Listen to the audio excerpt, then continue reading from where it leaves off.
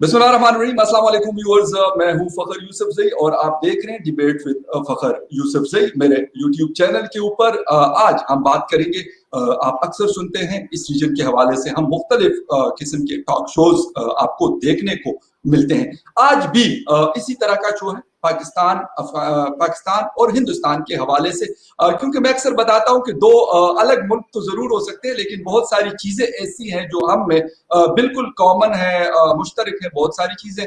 कुछ मसाइल भी हैं और कुछ ऐसी चीजें हैं कि जिसके बगैर हम एक दूसरे से अलग रह भी नहीं सकते, और कोशिश हम शायद कर रहे होते हैं लेकिन रह नहीं पाते। 72, 73 या 74 साल हो गए पाकिस्तान बने हुए, लेकिन मसाइल है और उसको सॉर्ट आउट होने की कुछ लोग कोशिश भी करते हैं, कुछ हो भी जाते हैं और कुछ नहीं भी होते। इस हवाले से आज हम बात करेंगे और हमें ज्वाइन कर रहे हैं सीनियर हमारे एक्सपर्ट हैं। उसकी मैं आपको बता दूं, मेजर जनरल हर्षा काकड़ साहब हैं। क्योंकि अभी इंट्रो मैं आपको बताऊंगा उनके हवाले से, यकीनन आप लोग उनको जानते हैं, लेकिन मेरे लिए बहुत सारी चीजें ऐसी हैं जब मैंने सुनी तो मेरे लिए नहीं थी और मुझे बड़ी खुशी हुई। सर, आपको मैं वेलकम करता हूं अपने शो में debate with Fakhar. Thank you. बहुत शुक्रिया सर। सर, स्टार्ट हम करेंगे इस वक्त। अगर हम बात करें पाकिस्तान और हिंदुस्तान, पाकिस्तान को बने हुए तकरीबन 75 ईयर्स हो चुके हैं। फर्क जो मुझे नजर आता है एज ए स्टूडेंट, मैं जब देखता हूं तो एक हमारे यहाँ एक किरदार है हमारी मिलिट्री का पाकिस्तान के अंदर। मुख्तलिफ पॉलिटिक्स में हम अगर देखें या फिर हुकूमत में देख लें, इस तरह का किरदार नजर आता है।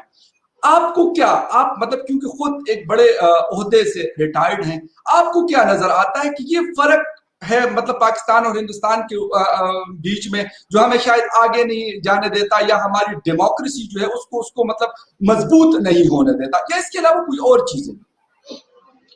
देखो, जब पर्सनल इंटरेस्ट आ जाता है, आफ्टर ऑल अगर कोई आर्मी को अपने आप को देश के अंदर स्ट्रांग बनाना है तो उसे एक एनिमी आइडेंटिफाई करना है। जब आप एनिमी आइडेंटिफाई करो तो एनिमी को काउंटर करने के लिए आपको कैपेबिलिटीज चाहिए, आपको फाइनेंस चाहिए, आपको पावर चाहिए। एक ये बात है। दूसरी बात, पाकिस्तान में बैड लक बोल लो या सिनेरियो सिचुएशन बोल लो, तकरीबन उसकी आधा, आपका जो आधा समय रहा है वो अंडर मिलिट्री डिक्टेटरशिप रहा है। और कोई डाउट नहीं है कि मिलिट्री डिक्टेटरशिप के साथ पाकिस्तान हमेशा डाउन आया है, क्योंकि पॉलिटिशियंस का व्यू अलग है, मिलिट्री का व्यू अलग है।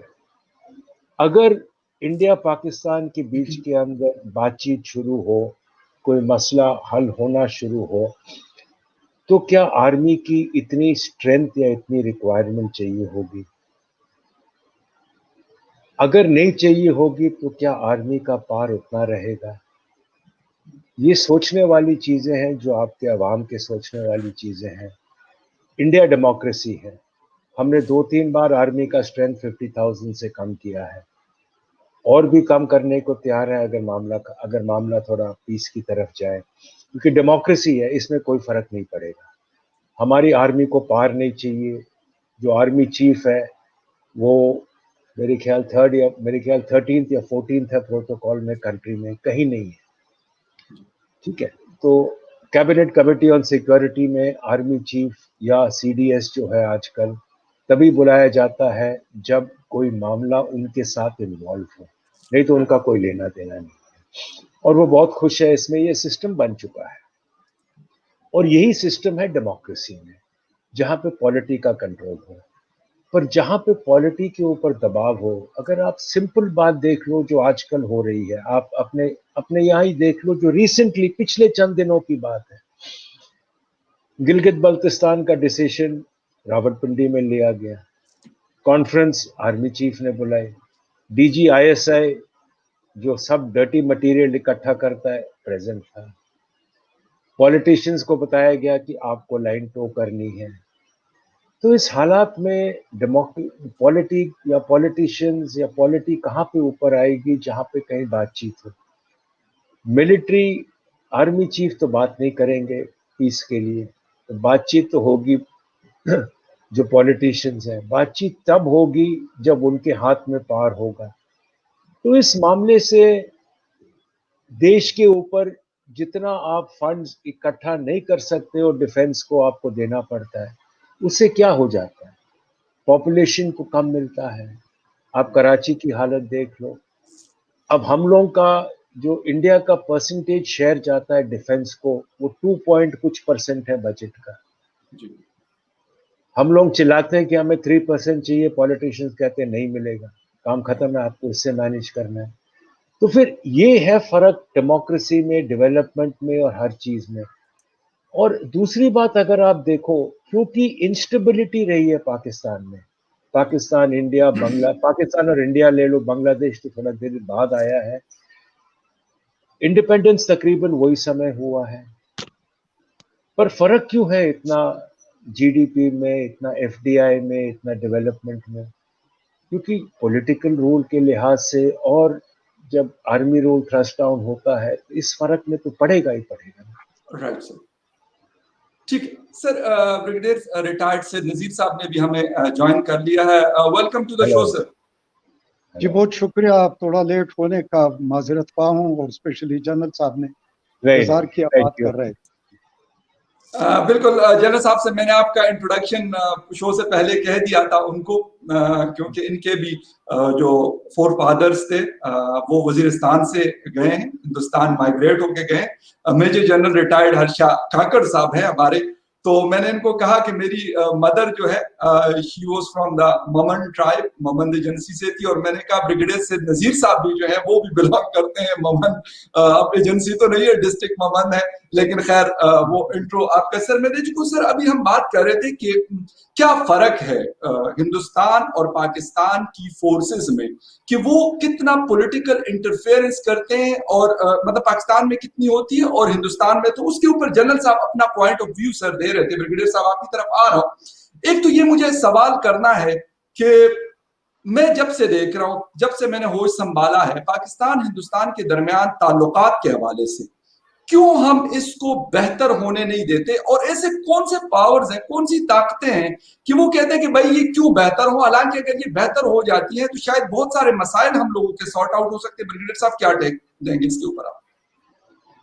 जी बहुत शुक्रिया। ये जो ताल्लुकात की खराबी की जो लेगेसी है, और ये तो जब पार्टीशन हो रहा था और जिस वक्त नक्शे खींचे जा रहे थे, और तो उस वक्त इसकी तकरीबन बुनियाद डाली गई थी, और ऐसे इरिटेंट्स जोड़े गए थे कि जिस इरिटेंट्स के जरिए ये फिर उस स्टेचर की लीडरशिप उस वक्त जो था कि एक तरफ पर मोहम्मद अली जिन्ना साहब थे और दूसरे तरफ पर गांधी थे, और यकीनन दो बड़े लीडर्स थे, और वो जो इंडिपेंडेंस के सबसे बड़े सुर्खेल थे।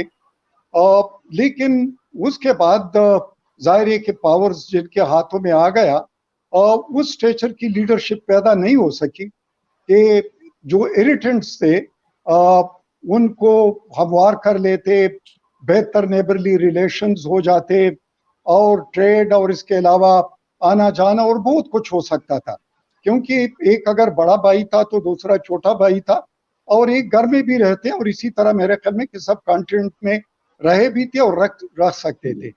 लेकिन बड़े भाई ने उस फराख दिली का एक मुजाहिरा नहीं किया, और छोटे भाई ने बड़े भाई को उस तरीके से तस्लीम नहीं किया।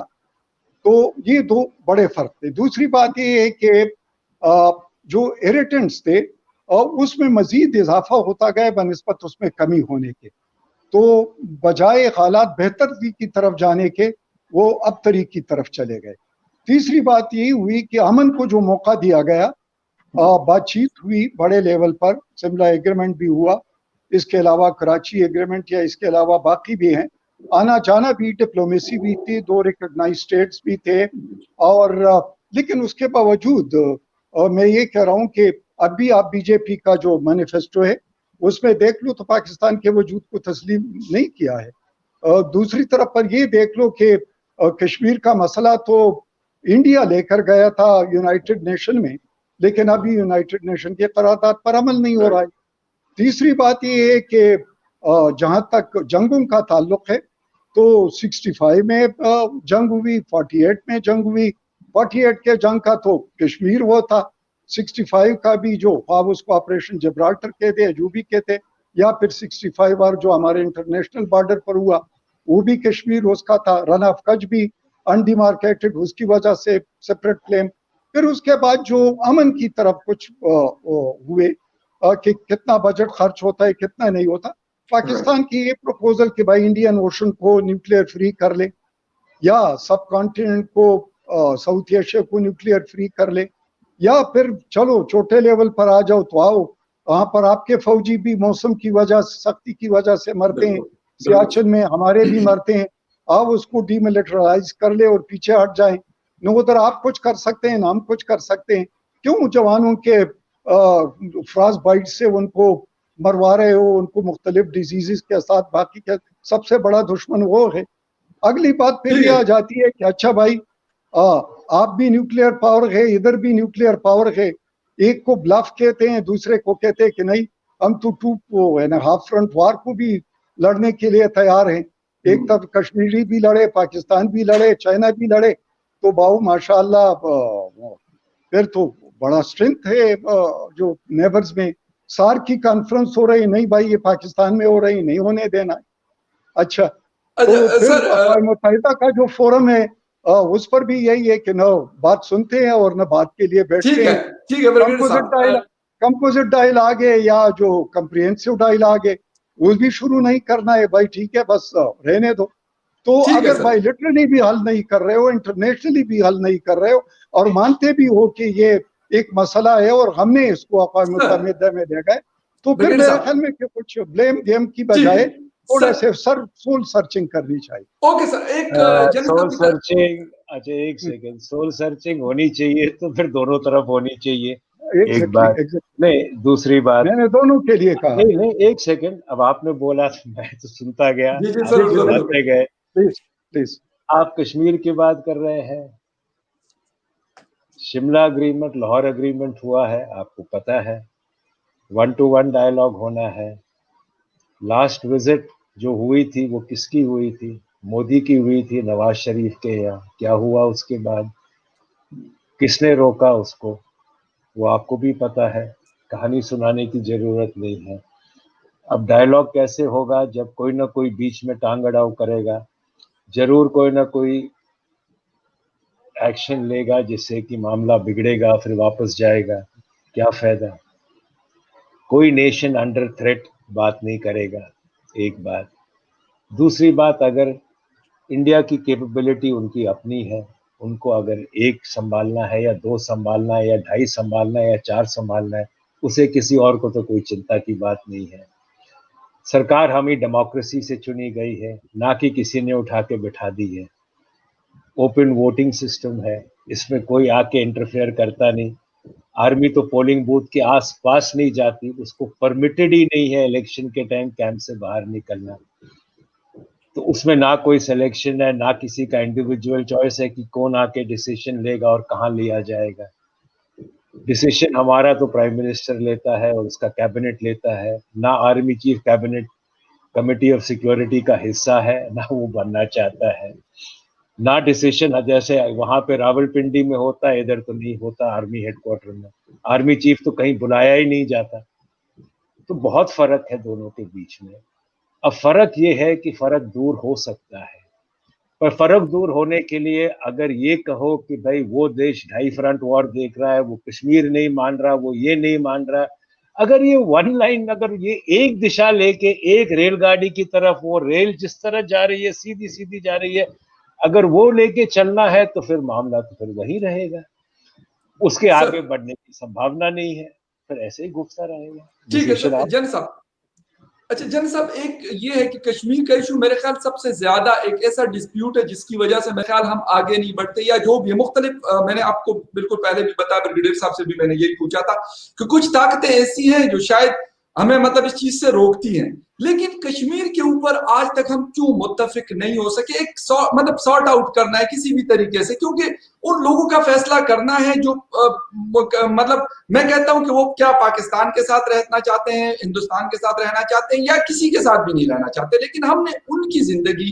बॉर्डर के दोनों तरफ लोग रहते हैं, उसका सलूशन हम आज तक सर क्यों नहीं निकाल सके? मतलब इतनी जंगें करके भी आज भी कश्मीर का इशू वही का वही। जन साहब, बात सिंपल है, जी कश्मीर का कारण इसलिए रिजॉल्व नहीं हुआ क्योंकि बातचीत आगे बढ़ी नहीं, क्योंकि जहां बातचीत बढ़ेगी और थोड़ा सा भी कहीं कोई हल होगा, बीच में बातचीत चली थी डिफरेंट लेवल्स पे, जब मुशर्रफ प्रेसिडेंट था, आर्मी चीफ नहीं था, उस समय बातचीत चली थी आगे की तरफ बढ़ने के लिए। उससे पहले भी जब भी कोई पॉसिबली जब कोई स्ट्रॉन्ग प्राइम मिनिस्टर रहा है तो थोड़ा बहुत प्रोग्रेस हुआ है, जी उसके बाद मामला बीच में आ गए हैं। मेन प्रॉब्लम है ट्रस्ट डेफिसिट है। अब जी ब्रिगेडियर साहब कह रहे थे सियाचिन का, अगर ट्रस्ट डेफिसिट इतने लेवल पे है कि भाई अगर हमने उसको डिसीजन लिया विकेट करने का और कल कोई और आके बैठ गया, जी क्योंकि ट्रस्ट डेफिसिट है, कोई श्योरिटी है नहीं, तो क्योंकि ट्रस्ट डेफिसिट है अग्रीमेंट आगे मुश्किल है। पर ट्रस्ट डेफिसिट अगर दूर करना है, डिमांड एक ही है कि टेररिज्म बंद करो, सपोर्ट करना। और एक बात सिंपल है, जो टेररिस्ट बॉर्डर पे मर रहे हैं वो जन्नत से तो पाकिस्तान नहीं जा रहे ना, पाकिस्तान से ही जन्नत जा रहे हैं, चाहे वो कश्मीर से जाए चाहे वो बॉर्डर पे जाए। तो अगर वो हो रहा है तो फिर कौन सा देश बातचीत करेगा अंडर प्रेशर? देश बातचीत तब करेगा जब कोई प्रेशर नहीं है, अंडरस्टैंडिंग है, थोड़ा बहुत पीस की तरफ आगे बढ़ो। और जो बातचीत शुरू में हो रही थी, उसी लिए वो जो लिंक शुरू हुए हैं कम्युनिकेशन के, लोगों के आने जाने के, ट्रेड के, वो ये था कि पीपल टू पीपल कांटेक्ट बढ़ाओ, वहां से मामला शुरू करो, फिर आगे जाके बढ़ेगा। पर जब इंसिडेंट्स होने लगते हैं, वो लिंक्स बंद हो जाते हैं, आगे बातचीत नहीं होती क्योंकि टेररिज्म फिर बढ़ जाता है। तो इसके कारण कहाँ से आगे बढ़ेगा? अब सर अगर दोनों ने डिसीजन ले लें कि भाई हम ये बंद करें, पर उसके लिए पॉलिटिकल अथॉरिटी पाकिस्तान में सीरियस होनी चाहिए। ठीक है सर अब अगर पॉलिटिकल अथॉरिटी के हाथ में पावर नहीं है, नवाज शरीफ ने कोशिश करी थी, उसको निकाल दिया गया, तो जहां पे पॉलिटिकल अथॉरिटी के पास पावर नहीं है तो कहां से कुछ होगा? ठीक है सर, बिल्कुल सही है। अच्छा सर, एक मतलब ब्रिगेडियर साहब, मैं आपसे भी यही सवाल करूंगा और जनरल साहब से भी, क्योंकि दहशतगर्दी का अक्सर मैं इंडियन चैनल के साथ प्रोग्राम में बैठता हूं तो यही सवाल, मतलब पिछले कई 2 साल ऑलमोस्ट हो गए मुझे, यही बात, मतलब कि टेररिज्म आती है पाकिस्तान की साइड से, टेररिज्म है पाकिस्तान की साइड से कश्मीर में मुख्तलिफ जगहों पे। लेकिन सर इस वक्त अगर हम देखते हैं पाकिस्तान खुद इस मसले का शिकार रहे, अगर हम पिछले 20 सालों का जायजा लें, तकरीबन 70-75 हजार लोगों की जाने गई, बहुत बड़ा हमें माली नुकसान हमें हुआ, तकरीबन मतलब $150 बिलियन का हमें नुकसान हुआ हमारी इकोनॉमी को, और बहुत सारे मसाइल जिसकी वजह से इन्वेस्टमेंट बंद हो गई हमारे यहाँ, मतलब बाकी चीजें तो छोड़ दे, मतलब स्पोर्ट्स को कितना लॉस हुआ, अवाम को लॉस हुआ, एजुकेशन इंस्टीट्यूशंस पे हमले हुए। तो इसके बावजूद भी ब्रिगेडियर सर आप भी इसके ऊपर मुझे मतलब शॉर्ट सा जवाब देंगे, फिर मैं जनरल साहब से भी यही सेम क्वेश्चन इसी के ऊपर मैं उनसे जवाब दूंगा। ब्रिगेडियर साहब देख लो, ये जो टेररिज्म का नैरेटिव है, ये 2000 ये जो 9/11 था, उसके बाद इसको काफी तकवीत मिली है। और तकवीत इसलिए मिली थी कि चौधरी साहब की गाय जो थे वो गुम हो गई थी, या बकरी, तो सारे उसको ढूंढ रहे थे और हर कोई उसमें अपना अपना हिस्सा डाल रहा था। अब उसके बाद टेररिज्म का आपने जिस तरह बताया कि पाकिस्तान तो शिकार रहा है और इसके खिलाफ लड़ता भी रहा है, लड़ता भी है, शिकार भी है, लेकिन उसके बावजूद टेररिज्म का स्टिग्मा पाकिस्तान पर।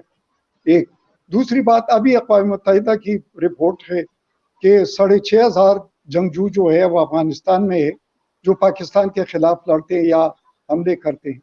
तीसरी बात यह है कि अजीत डोल साहब जो उनका सिक्योरिटी एडवाइजर है, इसके अलावा मोदी साहब, इसके अलावा जो बाकी उनके डिफेंस मिनिस्टर सब ये कहते हैं कि भाई बलूचिस्तान के बारे में हमें तशवीश है, और वहाँ पर जो कुछ हो रहा है तो उसके बारे भी हमें कहा कि किसके पासपोर्ट पर कौन सफर कर रहा है।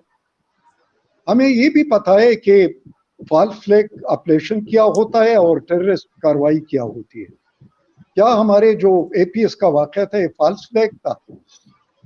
लेकिन जहां तक पुलवामा की बात है, तो आपका तो अपना बंदा था और उसको आपने पहले पकड़ा था और फिर छोड़ा था और फिर उसने धमाका किया। तो और फिर तो टेररिज्म की जो तारीफ है उस पर तो पूरी दुनिया एग्री नहीं है। आप अपनी तौर पर कह रहे हैं, मेरा जो फ्रीडम फाइटर है वो आपका टेररिस्ट है, आपका जो फ्रीडम फाइटर है वो मेरा टेररिस्ट है। अगली बात मैं ये कहना चाहता हूँ कि ये जो नैरेटिव है, इस नैरेटिव को तो चलो जब वाजपेयी और मुशर्रफ साहब की बात हो रही थी और ऑलमोस्ट ये पहुंच चुके थे कि कोई चनाब फार्मूला एग्री कर गए थे, उसी सुबह किसने बातचीत, किसने ये जो माहिदा था उसको तोड़ा? जाहिर है LK अडवाणी साहब ने। हार्डलाइनर थे, पॉलिटिकल सर्कल में थे, लेकिन हार्डलाइनर थे। उन्होंने बताया भी कि हमने किया, ये क्या कर रहे हो। अच्छा, अगली बात मैं ये कहना चाहता हूँ कि ये जो ट्रस्ट की बात है, तो ट्रस्ट को तो कहीं से शुरू करना है ना।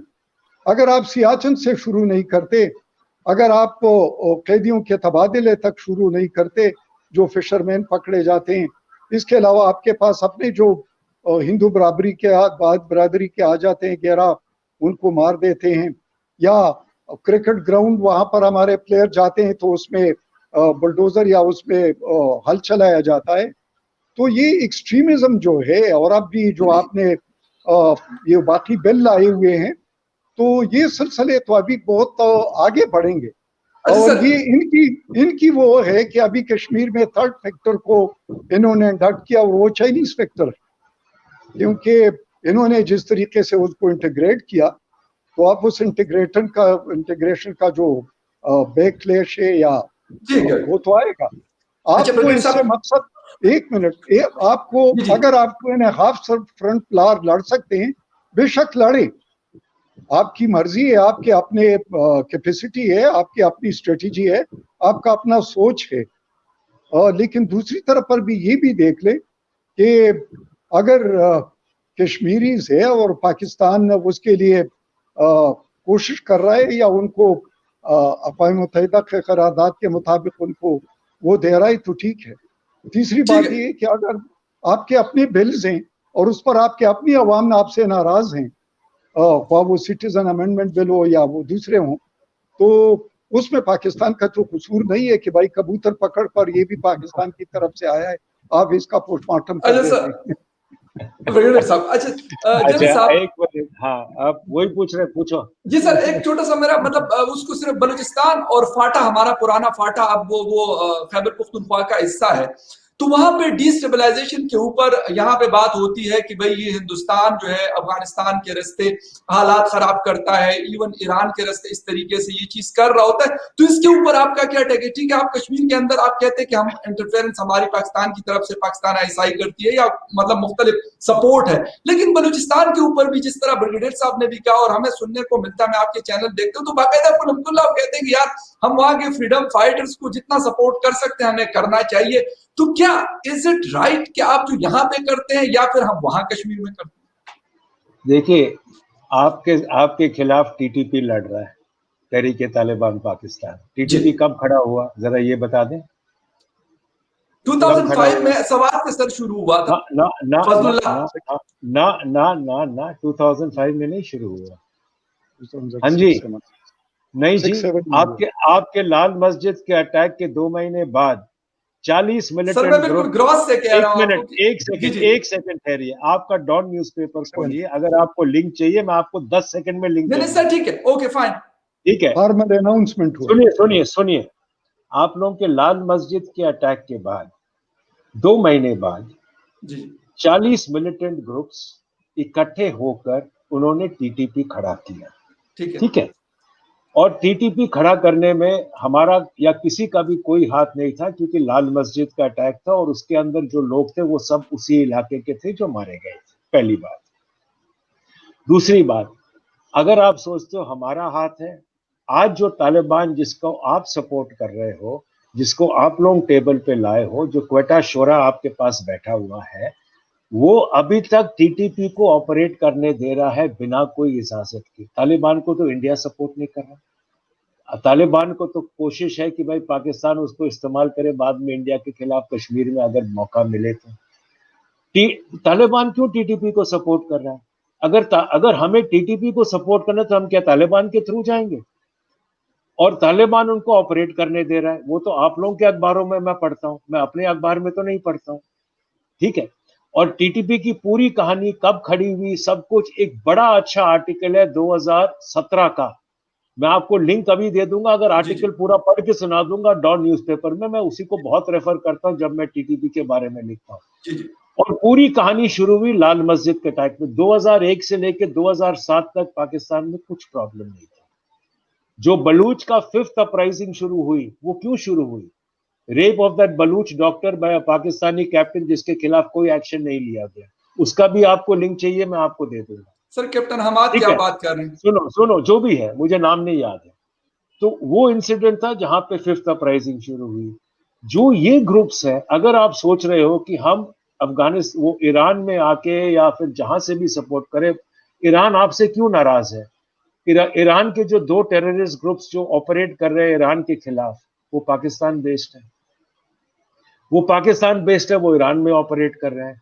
उसीलिए तो जो जो जो सुलेमानी मारा गया, वो क्यों पाकिस्तान के खिलाफ था? क्योंकि ये जो 2 टेररिस्ट ग्रुप को सऊदी फंडिंग के साथ, ये जो भी फंडिंग के साथ सपोर्ट किया जा रहा था ईरान के खिलाफ, तो ऑटोमेटिकली आपके अपने अपने ही गुस्से के साथ है। टीटीपी से हमें क्या लेना देना जब उनको तालिबान ऑपरेट करने दे रहा है, तालिबान सपोर्ट कर रहा है और तालिबान इस्तेमाल कर रहा है पाकिस्तान के खिलाफ ब्लैकमेल करने के लिए। नहीं तो अभी तक तो टीटीपी को तो तालिबान ने खत्म कर देना था। क्यों ऑपरेट करने दे रहा है? क्यों उनको जीने दे रहा है उस तरफ, जब तालिबान आपके इतने कंट्रोल के नीचे है? क्योंकि वो इस्तेमाल कर रहा है इनको आप लोगों के खिलाफ। बड़ा आसान है किसी और पे नाम निकालना। पाकिस्तान में वैसे भी अब जो एंटी शिया रैली निकली थी कराची में, तो क्या बोल रहे थे?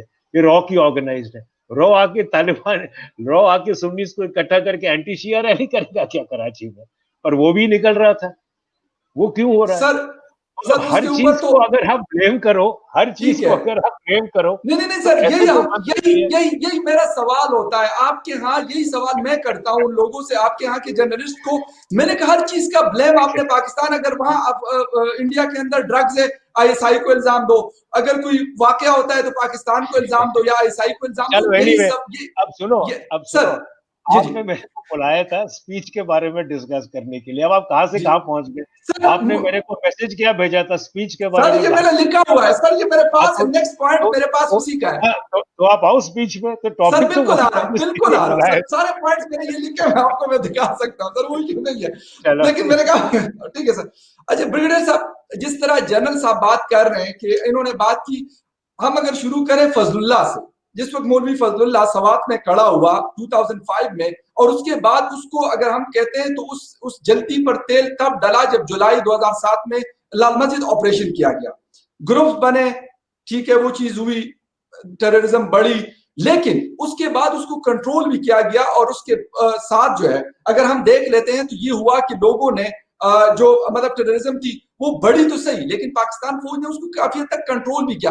अब बीच में से फिर दोबारा जो है वो हमले होने लगते हैं। इसके बारे में आपका क्या मतलब है, क्या कहेंगे जो जनरल साहब ने कहा?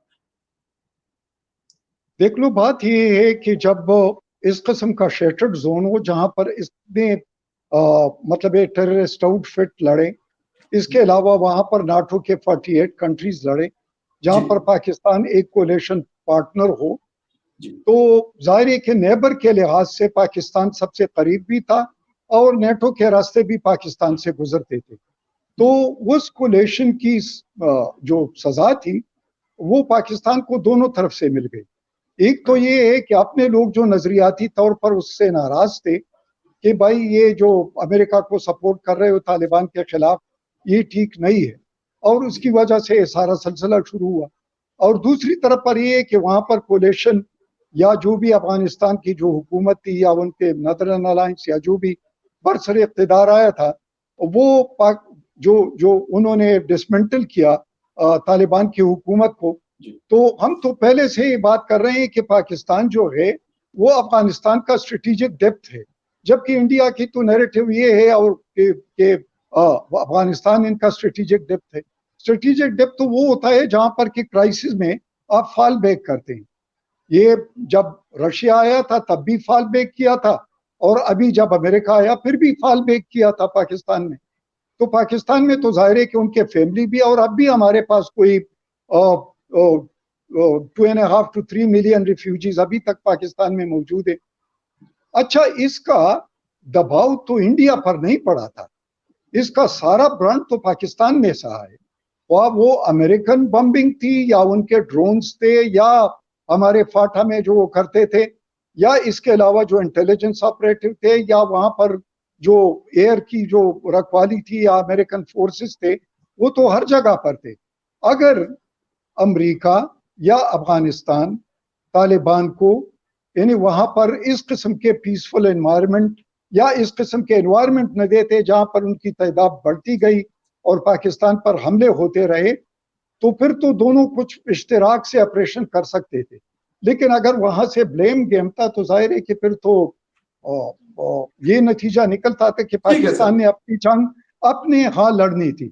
अफगानिस्तान की जंग पाकिस्तान नहीं लड़ सकता, पाकिस्तान ने अपनी जंग की। लेकिन मैं एक और इशारा भी कर रहा हूँ कि ठीक है, हमने ऑपरेशन जो कि गलत भी था जिस तरीके से हुआ, वो लाल मस्जिद का था, लेकिन वहां पर तो ब्लू स्टार भी चला था जो वाले के खिलाफ था, वो सीक्रेट था, वो सीक्रेट इधर आ चुके थे। और एक मिनट, और मैं खुद उस वक्त कश्मीर के महाज पर था और मैंने इनके सोल्जर्स को देखा हुआ है कि अपने हथियारों सबके साथ क्रॉस करते थे, हमारे यहाँ आते थे, लेकिन हमने तो उसको उस तरीके से सपोर्ट नहीं किया, उनको टेररिज्म और उसकी तरफ इस तरह माइल नहीं किया। वरना एक फॉर्मिडेबल फोर्स थी कि उन पर ट्रस्ट नहीं करते थे, उनको तो डिसआर्म किया हुआ था। ओके ब्रिगेडियर साहब, अच्छा ब्रिगेडियर साहब, एक तो मतलब मैं जनरल साहब को भी, क्योंकि अगर हम अफगान वार की मतलब बुनियाद में जाते हैं, उसमें उसकी जड़ों में जाते हैं, तो शायद हमने कुछ ऐसी गलतियां भी की। मेरे ख्याल ब्रिगेडियर साहब वी शुड एडमिट दैट,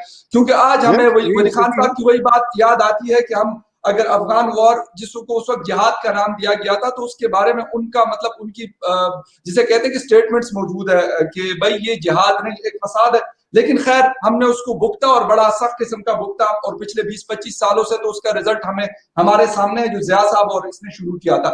अभी आ रहा हूं सर जनरल साहब, एक तो ये है कि प्राइम मिनिस्टर इमरान खान और प्राइम मिनिस्टर मोदी ने यूनाइटेड नेशन में खिताब किया। प्राइम मिनिस्टर इमरान खान ने कहा कि दो न्यूक्लियर पावर्स आमने सामने है, अगर कोई हिंदुस्तान की तरफ से कोई इस किस्म का मिस एडवेंचर करने की कोशिश की गई, तो क्योंकि पाकिस्तान एक छोटा मुल्क है और हिंदुस्तान एक बड़ा मुल्क है, उनके पास शायद वसाइल हमसे ज्यादा है, सारी चीजें, तो ये चीज हो सकती है। इसलिए यूनाइटेड नेशन और जो बड़े ममालिक है उनको उस चीज को देखना चाहिए। तो आपका क्या ख्याल है, दोनों ने जो स्पीचेस की, मोदी साहब ने कहा कि हमें परमानेंट जो है मेंबर बनाया जाए यूनाइटेड नेशन। देखिए, हर देश जो बात करता है यूएन में, वो अपने सोच से करता है। इंडिया का सोच आगे है, ठीक है। जो दोनों देशों के बीच में है प्रॉब्लम, वो कभी ना कभी बातचीत से हल होगी जब एनवायरनमेंट बनेगा। इंडिया को जो चाइना के साथ चल रहा है वो भी हल हो जाएगा, अभी नहीं तो थोड़े दिनों में। हम आगे सोच रहे हैं, दुनिया का सोच रहे हैं। पीएम मोदी ने क्या बोला, एक तो उन्होंने कहा कि यूएनएससी को जो उसका एक्सपेंशन ड्यू है वो होना चाहिए। दूसरा उन्होंने कहा जो इंडिया वैक्सीन प्रोड्यूस करेगा, क्योंकि largest vaccine manufacturing capability India में है, वो पूरी दुनिया को मिलेगी। ये नहीं है कि हम सिर्फ अपने लिए रखेंगे, हम पूरी दुनिया के लिए इस्तेमाल करेंगे। तो उन्होंने दुनिया के बारे में बात करी, उन्होंने इलाके के बारे में बात नहीं करी। ये मामले जो डिपेंड करता है कि आपका सोच कहाँ है। अगर आप पीएम इमरान खान की स्पीच देखो 2019 और 2020 टॉपिक में, अगर कोई चेंज हुआ तो मुझे बता दीजिए। 5 मिलियन या 5 पता नहीं करोड़ पेड़ जितने लगाए हैं वो लगाए हैं, वो लगाएंगे, क्लाइमेट चेंज, इंडिया का false flag operation, India operation launch करेगा, कश्मीर, मतलब इससे ऊपर तो वो ना 2019 में गए हैं ना 2020 में गए हैं। जहां तक मेरा ख्याल है, जब आप ऐसे इंटरनेशनल फोरम में बात करते हो तो आप अपने देश को प्रोजेक्ट करते हो।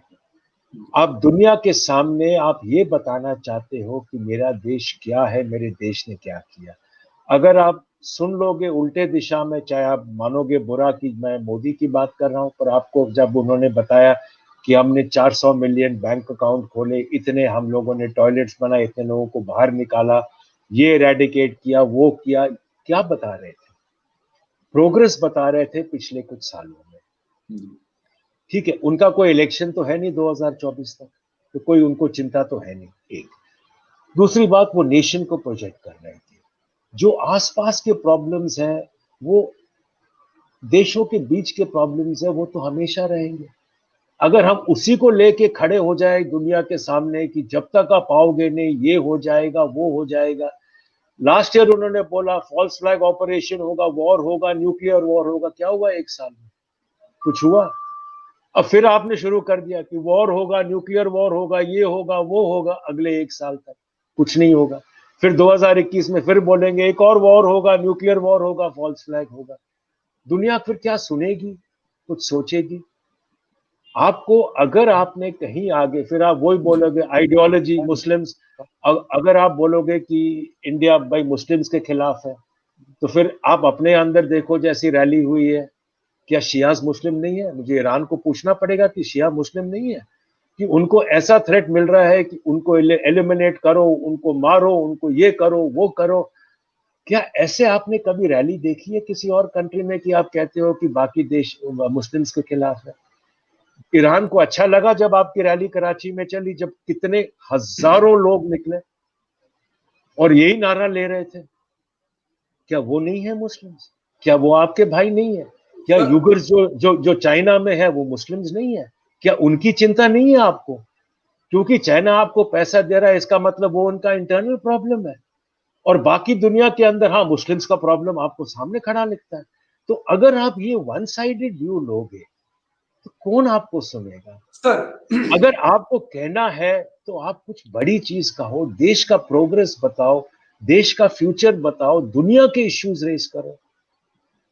सर मैं बिल्कुल सही। अच्छा सर, आपने एक बात की रैली के हवाले से मैं आपको बता दूं, पाकिस्तान में 2 तबके ऑपरेट करते हैं, एक सऊदिया और एक ईरान।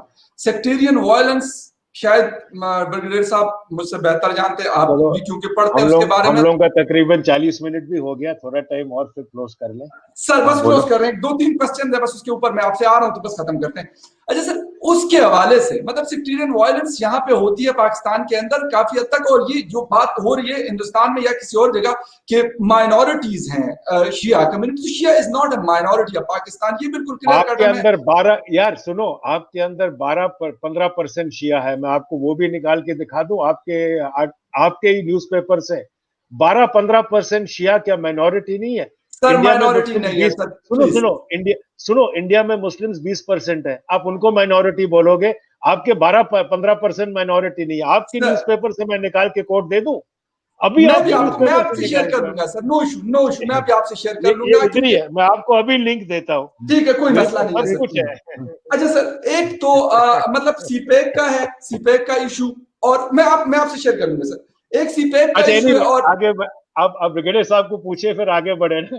कोई बस आगे जा रहे हैं, आगे की तरफ जा रहे हैं। अच्छा, एक तो ब्रिगेडियर साहब सीपेक के इशू के ऊपर बहुत ज्यादा मतलब बात होती है, हिंदुस्तान भी करते हैं, अमेरिका भी करता है। हिंदुस्तान भी एक अलग से मुल्क है, अमेरिका तो यहाँ का मतलब इस रीजन का है नहीं, वो तो पता नहीं 10,000 नॉटिकल माइल हमसे दूर है। मसला क्या है सीपेक से लोगों को? और उसके बाद एक अगला क्वेश्चन है और फिर जनरल साहब से मैं करूंगा, लेकिन शॉर्ट में, क्योंकि जनरल साहब का टाइम भी खत्म हो रहा है और आपने मेरे ख्याल एक टीवी शो पे जाना है। हाँ जी, बस मैं जल्दी से बता दूं कि इमरान खान ने कुवैत की भी बात की जो इंटरनेशनल इशू है, उसने ट्रेड की भी बात की जो इंटरनेशनल है, उसके अलावा क्लाइमेट चेंज की भी बात की जो इंटरनेशनल है, उसके अलावा रिफ्यूजी का जो मसला है इंटरनेशनल है उसकी भी बात की, और उसने कहा अफगान पीस की भी बात की तो वो भी इंटरनेशनल है। तो मेरे ख्याल में कि हमें थोड़ा सा अपने जैकेट से थोड़ा सा निकल कर भी देखना चाहिए। दूसरी बात ये है कि जहां तक इंडिया का ताल्लुक है, वो विश कर सकता है एनएसजी में जाने का, विश कर सकता है परमानेंट सीट का, लेकिन कम से कम यूएन के चार्टर का इतना लिहाज करे कि जो आउटस्टैंडिंग इशू है उसको उसके मुताबिक हल कर दे। बस। ठीक है दूसरी सर। अच्छा बात सर कहेंगे, पर यूएन अभी नहीं नहीं आपने नहीं नहीं नहीं सीपैक एक की सेकंड, बात जी की। जो सर, आपने जी छोटी बिल्कुल सी इंश्योर बात सर, कही, प्लीज। जो आपने छोटी सी बात कही यूएन का, अगर आप कहते हो यूएन चार्टर, उसके 3 सीक्वेंशियल स्टेप्स हैं। पहला स्टेप बिल्कुल तो होंगे, इम्प्लीमेंट की होंगे। नहीं नहीं टेक द नहीं स्टेप, नहीं टेक द नहीं स्टेप, नहीं नहीं नहीं टेक द आपने वो फर्स्ट उनके step, we take the another one. नहीं नहीं You you have take to the take the first first step. Step. No no no No, no, you आपने have to withdraw. You have to अरे withdraw. भैया, no have you read the Yes, UNSC yes, resolution? yes, Pakistan 100 is to times. Withdraw from PoK, India is to Mm. Deploy forces there. पहला कदम तो वो है। No, not second, deploy. हाँ हाँ, yes please have a look, please read it again, मैं आपको खोल देता And हूँ अभी। only for another line, other few forces will चलो be deployed. एनीवे हाँ, ओके। और जहां अच्छा तक सीपैक का ताल्लुक है, तो सीपैक मेरे ख्याल में कि नई दोस्ती जो है अमेरिका के साथ, तो जाहिर है उसके तो कुर्बत में जो हो रहा है एक गेम चेंजर आ रहा है। और वो गेम चेंजर पूरी दुनिया में सिर्फ 6 इनिशिएटिव्स हैं उसके, one belt one road initiative, 6 corridors हैं, उसमें से एक कॉरिडोर सीपैक का है। लेकिन वो सीपैक कॉरिडोर पर कुलभूषण यादव जैसे लोग बैठे हुए हैं सबोटाज करने के लिए। अमेरिका का फॉरेन ऑफिस कहता है, इनका वो कहता है कि भाई ये इंटरेस्ट में नहीं है, इससे चाइना का इन्फ्लुएंस बढ़ेगा, वो बढ़ेगा। तो इन्फ्लुएंस था, हर कंट्री का अपना राइट है, बढ़ाना चाहता है ट्रेड के जरिए और इमदाद के जरिए, बाकी ठीक है चीजें सर, हैं। और वो तो इंटरनेशनल रिलेशन में ये चीज एक ठीक है कॉमन सर, फैक्टर है। ठीक है सर, लेकिन ठीक है, बस अमन, हम ये तो अमन का कॉरिडोर है, इस पर क्यों एतराज है? ठीक है सर, बिल्कुल। मुझे बस आसिम बाजवा साहब के ऊपर थोड़ा सा वो है, उनका जो भी नया वो बाजवा लीग्स खुली है उसके ऊपर, लेकिन ये कि उसके ऊपर अभी थोड़ी देर पहले मरियम नवाज साहिब अभी बात करी थी और हमें भी मेरा ख्याल बात करनी चाहिए, मैं नहीं, करता आपने रहता हूँ। ये आपका एक पाकिस्तान ऑथर है, एक सेकेंड उसका नाम आपको बता दूं। जी सर, जरूर। अ, ये है जिसने एक बड़ा इंटरेस्टिंग लिखा हुआ है सीपेक के बारे में सर कि ये क्यों गया आर्मी के नीचे। छोड़ दो, आप थोड़ा टाइम निकालो, ये जरा साइट है। अ, मैं जवाब देता हूँ इसलिए कि ये नहीं नहीं, अफगानिस्तान यूरोपियन में अमन नहीं फाउंडेशन, है और नहीं नहीं, एक सेकेंड, यूरोपियन कॉरिडोर के लिए फाउंडेशन फॉर, पीसफुल नहीं नहीं, सुनो सुनो, पीसफुल एनवायरमेंट्स नहीं चाहिए। नहीं नहीं नहीं नहीं नहीं, सुनो, हाँ, यूरोपियन हाँ, foundation for south Asian studies में जाके आप जरा पढ़िए, आराम से पढ़िए। ठीक है सर। It is a नहीं very sir, good eye opener as to why the whole thing got shifted in December 2019। आप लोगों का फायदा होगा, मेरे लिए तो कोई लेना ठीक देना है सर, है नहीं, बिल्कुल जरूर, आप क्योंकि पढ़ भी लेंगे क्योंकि और ना इसके ऊपर ना हमारी जेब का है, ना हमने ही जी पेमेंट बिल्कुल। करना है, ना हमारी जेब का है। ये तो नहीं आप सर, लोगों के लिए है। नेक्स्ट हाँ, टाइम होगा तो ब्रिगेडियर साहब और आप मतलब सिर्फ सीपैक के ऊपर भी हम एक अलग से कोशिश करेंगे कि एक छोटा सा शो बना दें। सर 1984 में ऑपरेशन ब्लू स्टार हुआ, भी ब्रिगेडियर साहब ने उसका जिक्र भी किया। आज मतलब खालिस्तान मूवमेंट कैसे देखते हैं आप उस चीज को, क्योंकि उसके ऊपर भी बात ये की जाती है कि पाकिस्तान ने फिर वहां पे पैसे लगाए हैं। हालांकि एक तरफ पाकिस्तान को ये कहा जाता है कि पाकिस्तान भीख मांगता है, दूसरी तरफ इतना पैसा आ गया कि वो मतलब इतने सारे मूवमेंट्स को पता नहीं कैसे सपोर्ट कर लेते हैं। ये मुझे अगर आप थोड़ा सा बता दें लाइटिंग मूड में। कुछ खालिस्तान मूवमेंट तो कुछ नहीं है, वो छोटा मोटा वो होता रहेगा, चलता रहेगा, जहां पे होता रहेगा, कनाडा में चलेगा, यूएस में चलेगा। जी पाकिस्तान के अंदर जो आपने उसको वो पाल रखा है चावला साहब को, जो वहां बैठे हुए हैं, जी तो वो थोड़ा बहुत चै चै पै पै करेंगे, थोड़े बहुत वो ये ड्रोन ला के आर्म्स ड्रॉप करेगा, जिससे कुछ होना नहीं है। तो because Punjab is too far develop to go back, बहुत डेवलप हो चुका है ठीक। Punjab. Is state which is amongst India's most well educated informed state, और इनकम उधर बहुत है। So with the bargain that things have change, जहां पे डेवलपमेंट हो जाता है you will find insurgencies not there. अब आपके बलूचिस्तान और फाटा में क्यों है? क्योंकि डेवलपमेंट नहीं है। जहां पे डेवलपमेंट आएगा you will find insurgency vanishing. हर जगह जहां पे ये होता है you will find that vanishing. बाहर कनाडा में तो रोग चिल्लाए चीखे खालिस्तान खालिस्तान, कौन सुनता है उनका कनाडा में? वो यूएस में चंद जो वो जमूरे घूम रहे इधर उधर, वो खालिस्तान चला रहे, कौन सुनता है? कोई, नोबडी इज ठीक है। बॉदर्ड। जो पंजाब राइट। स्टेट है, there is nothing, because it is too far developed, nobody is interested. जितना ठीक। अभी जो रिसेंट फार्मर एजिटेशन में जो लोग निकले थे पंजाब में एजिटेट करने के लिए, यस बिल्कुल। ट्रैक्टर में नहीं निकले थे, मर्सिडीज में निकले थे, ओके। क्योंकि that is the level of development in Punjab. तो बहुत फर्क है।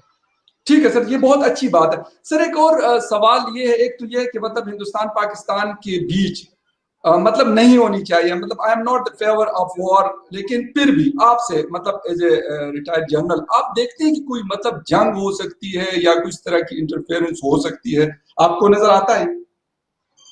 होपफुली नॉट, और होनी नहीं चाहिए। होपफुली नॉट और होनी नहीं चाहिए।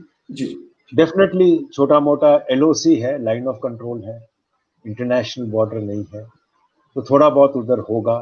कश्मीर का बॉर्डर है, थोड़ा इन्फिल्ट्रेशन अटेम्प्ट्स होंगे, फायरिंग होगी, चाहे इधर से हो उधर से हो, कोई ना कोई ठीक। शुरू करेगा, दूसरा रिस्पॉन्ड करेगा। जी अब जब इन्फिल्ट्रेशन को सपोर्ट करना है तो ऑटोमेटिकली फायरिंग स्टार्ट होती है, तो वो इंसिडेंट्स होंगे। और होपफुली जंग नहीं होनी चाहिए। जी nobody wants it, neither India nor Pakistan. पर मजे की बात यह है कि पाकिस्तान आर्मी को बड़ा फायदा होता है जब वो कहते हैं कि इंडिया से वॉर होगी, क्योंकि अभी गिलगित बल्तिस्तान को लेने के लिए जो पाकिस्तान न्यूज़पेपर्स में रिपोर्ट्स आई, the reason given by the Pak army, जो मीटिंग बाजवा साहब ने करी थी पॉलिटिशियंस के साथ 16 सितंबर को, उन्होंने दो ही कारण दिए थे: imminent attack by India and POK and Gilgit Baltistan, and China wants ये precautions to be extra precautions नहीं, China wants Gilgit Baltistan to become a province कि उनके इन्वेस्टमेंट सिक्योर हो। इंडिया ने तो कभी नहीं थ्रेटन किया वॉर के साथ। वो तो आपकी तरफ से निकल रहा है, क्योंकि जब भी बाजवा साहब को कंट्रोल में लेना है तो वो इसको नेशनल सिक्योरिटी मामला बना के पॉलिटिशियन से हटा के रावलपिंडी कर लेते हैं। उसलिए तो ये डिसीजन भी रावलपिंडी में लिया गया, इमरान खान ने तो डिसीजन ली नहीं। ठीक है सर। अच्छा, एक तो ब्रिगेडियर साहब, एक अफगान पीस प्रोसेस, क्योंकि अब्दुल्ला साहब इस वक्त पाकिस्तान के दौरे पर हैं, 3 रोजा दौरा है उनका, इस हवाले से हिंदुस्तान के रोल के ऊपर पाकिस्तान में बात होती है कि वो अफगानिस्तान में शायद पीस प्रोसेस को उस तरीके से सपोर्ट नहीं करता या सबोटाज करना चाहता है। ये फिर जनरल साहब भी मुझे 30 सेकंड में इसका जवाब देंगे, और आप भी इन शॉर्ट सर बता दीजिएगा ब्रिगेडियर साहब। जी, जहां तक अफगान पीस प्रोसेस का ताल्लुक है, तो पाकिस्तान तो ये समझता है कि अफगानिस्तान की डिस्टेबलाइजेशन से पाकिस्तान डिस्टेबलाइज हुआ है और वहां से अमन से पाकिस्तान को फायदा होगा। और साथ ही है कि पाकिस्तान को एक ये जो सी पैक का इनिशिएटिव है, एक अफगानिस्तान जो है ब्रिज के तौर पर काम करेगा और सेंट्रल एशिया तक ये जो है ब्रिज जाएगा, जो ट्रेड का है या बाकी कम्युनिकेशन का है, पीपल टू पीपल कांटेक्ट है या ट्रेड और बहुत सारी चीजें उसमें आ जाती है। तीसरी बात ये है कि जहां तक इस बात का ताल्लुक है कि आया पाकिस्तान गिलगित बल्तिस्तान को बनाता है, अगर वो बनाता है उसको, तो इंडिया ने तो अपने आईन के 2 दफात को खत्म करके कश्मीर को बना दिया, इंटीग्रेट कर दिया, लेकिन वहां पर लॉकडाउन और साल 1.5 साल से 1.25 साल से लोग नहीं निकल, और वहां पर हर गली में उनके अपने लोग कह रहे हैं कि फौजी है, और वो है कहते हैं फौजी तो उधर भी किस तरीके से डिप्लॉयड है। लेकिन तीसरी बात मैं ये कहना चाहता हूं कि अगर उसको डिक्लेयर कर लेता है, एक सूबा डिक्लेयर कर लेता है, तो पाकिस्तान का, चाइना का या पाकिस्तान का ये एक आईनी हक है, और अगर उसके पॉलिटिशियन और उसके जो बाकी स्टेक होल्डर है वो ये मुनासिब समझते हैं तो कर ले। ठीक है। तीसरी बात ये है कि इनके अपने फ्लोर से अमित शाह ने पार्लियामेंट का, जनरल साहब जरा उसको रिवाइंड कर ले, देख ले, उसने क्या कहा था कि सिर्फ IUK नहीं है बल्कि आजाद कश्मीर और गिलगित बल्तिस्तान ये हमारा अगला टारगेट है। तो ये थ्रेट तो इन्होंने दिया था, और ये लिमिटेड वार की जो बात करते हैं तो ये लोग करते हैं, हम तो नहीं कर रहे। और तीसरी बात है ये 2.5 फ्रंट और ये जो उसकी है न्यूक्लियर ब्लफ है, ये लोग बात करते हैं, हम तो नहीं करते। ठीक है सर, ठीक है। अच्छा जनरल साहब, एक मतलब अफगान पीस के हवाले से अगर इन शॉर्ट आप बता दें, और फिर चाइना और हिंदुस्तान पे मैं आपसे आखिरी सवाल करूंगा, बस ये 30 सेकंड में, अगर पाक ये अफगान पीस प्रोसेस के बारे में कुछ कहना चाहिए। इंडिया ने तो हमेशा कहा है कि talk should be Afghan led, Afghan owned, Afghan decided. पहली बात, हमने अफगानिस्तान में बहुत इन्वेस्टमेंट किया है, काफी डेवलपमेंट करी है, बेसिकली इकोनॉमिक डेवलपमेंट, चाहे वो बिल्डिंग्स हो, चाहे वो डैम्स हो, चाहे जो हो। इंटेंशन ये रहा है कि जैसे भी फ्यूचर हो, कोलिएशन गवर्नमेंट जैसे आए, जो आए, इतना है कि जितना इंडिया का इन्वेस्टमेंट है वो तो कहीं हिलेगा नहीं, और इंडिया ही ज़्यादा इन्वेस्ट करेगा, क्योंकि इलाके के अंदर इंडिया ही कंट्री है जिसके पास फाइनेंसेस है इन्वेस्ट करने के लिए। पर कोशिश ये है कि जितना आगे बढ़ा है अफगानिस्तान, चाहे डेमोक्रेसी की तरफ, चाहे freedom for women is concern उसकी तरफ, चाहे मेडिकल की तरफ, चाहे जो तरफ, वो पीछे ना आए। इंटरेस्ट वही रहा है, क्योंकि अफगानिस्तान में पीस सबको फायदा देगी। किस प्रकार आएगी, सबको फायदा दे, अपने लोगों को फायदा दे, वो ज्यादा जरूरी है। ठीक है सर, ठीक है। अच्छा सर, इंटेंशन वही है। अच्छा सर, लास्ट क्वेश्चन है आपसे चाइना और हिंदुस्तान के दरमियान, क्योंकि काफी मसाइल खड़े हुए हैं। पिछले 2-3 महीनों का हम जायजा लेते हैं, एक दूसरे के फौजियों को मारा, मतलब दोनों तरफ बहुत बड़ी कैजुअलिटीज हुई। उसके बाद मतलब अपनी मिलिट्री को मोबिलाइज किया दोनों कंट्रीज ने। अभी इन मतलब नियर फ्यूचर में आप क्या देख रहे हैं जनरल साहब, अभी जो चाइना और हिंदुस्तान के बीच? अभी प्रेजेंटली बातचीत चल रही है, विंटर्स आ रहे हैं, किस प्रकार आगे बढ़ेगा, पॉसिबली दोनों देश वहीं डिप्लॉयड रहेंगे विंटर्स के लिए। हमेशा ऐसे कोई इंसिडेंट्स है, खास तौर पे जितना उसको प्रेस कवरेज मिला है, जितना आजकल के ज़माने में सोशल मीडिया है, उसमें ऐसे सिचुएशंस में रेजोल्यूशन टाइम लेता है। ठीक है, फोर्सेस दोनों तरफ तकरीबन उतना ही स्ट्रेंथ है दोनों तरफ फोर्सेस का। माउंटेन्स है, माउंटेन्स हमेशा डिफेंडर को फेवर करता है, ना कि अटैकर को। तो इन दिस सिनेरियो दोनों तरफ डोमिनेटिंग हाइट्स हैं। ज्यादातर इंडिया ने अभी जो रीसेंट एक्शन लिया है उसमें ऑक्यूपाई करी है, तो जो गैप्स थे वो सब कवर हो गए हैं। अब बातचीत चलेगी, 1 राउंड, 2 राउंड, 3 राउंड, 4 राउंड, देखो अंत में सोल्यूशन आएगा। इंडिया को कोई जल्दी नहीं है, अभी हम सेट हो गए, प्रिपेयर हो गए, पूरा स्टॉकिंग हो चुका है, जो सामान चाहिए था विंटर्स के लिए तैयार है। फर्क इतना है कि चाइना के साथ विंटर्स में पीएलए लद्दाख से और तिब्बत से निकल के मेनलैंड चाइना जाता था, थोड़ा बहुत तिब्बत में रहता था, लद्दाख में तो कभी नहीं रहा है। लद्दाख में उनके बॉर्डर डिफेंस रेजिमेंट और उनका मिलिशिया, दोनों जो लोकल्स हैं तिब्बतन्स हैं, वही रहते थे। क्योंकि इनके सोल्जर्स मेनलैंड से हैं, उनका एक्लिमेटाइजेशन और उनका जो वहां रहने का कभी नहीं हुआ है। इस बार पहली बार विंटर्स में होंगे, देखो कैसे चलेगा। जहां तक है अभी एब्सोल्यूट स्टेलमेट है, कोई आगे हरकत नहीं, कोई पीछे हरकत नहीं, डिसएंगेजमेंट हो चुका है, डी एस्केलेशन नहीं हुआ है। डी एस्केलेशन के लिए बातचीत चल रही है, हो जाएगा। ठीक है सर, अभी नहीं, दूर रहेंगे। Okay, thank you very much major general Harsha Kakar साहब और ब्रिगेडियर रिटायर्ड सैयद नजीर साहब, आप दोनों ने शो को ज्वाइन किया। होपफुली आइंदा भी इस तरीके से बड़ी फ्रूटफुल किस्म की डिस्कशन हुई। थैंक यू वेरी मच, मुझे भी बहुत लर्न करने का मौका मिला। आप दोनों मेरे सीनियर्स हैं और बहुत शुक्रिया कि आप लोगों ने मुझे शो में ज्वाइन किया। Thank you. नहीं, हम सोल्जर्स हैं, सोल्जर एक जैसे होते हैं सारे, ये तो थोड़ा बहुत होता है हमारे साथ। Thank you sir, thanks for joining. Okay brigadier साहब, thank you. Thank you, thank you, thank you.